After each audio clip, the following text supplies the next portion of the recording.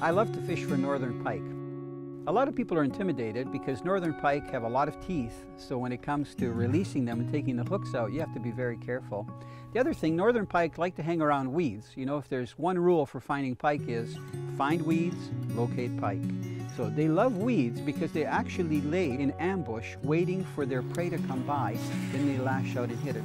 But catching them in the weeds is also a challenge, because what lures do you use to penetrate the weeds where the pike may be laying without catching a lot of weeds and losing the action? Well, one of the newest lures on the market that I enjoy using is called the Weedless Shad.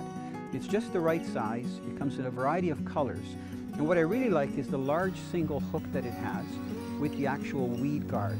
So not only does it hook pike really well, but also when it comes to safety, you only have one hook to take out of the fish, not multiple trebles. Now here's how I like to fish the Weedless Shad.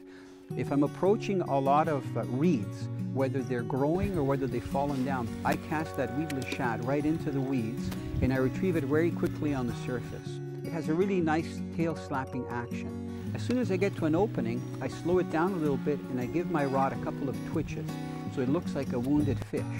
A lot of times, a pike that's following will nail it when it's dropping like that. And then I continue to retrieve it at a steady retrieve. The key is to cast it right into the weeds. Don't be intimidated.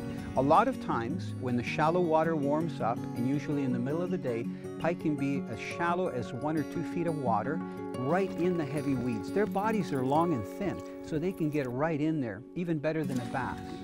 So if you're using these Weedless Shad, don't be afraid to cast it into the thickest mats and work it back slowly. But the only thing is, I caution you, be ready for a really powerful strike. When that happens, set the hook and hold onto your rod to lift that fish out of the cover.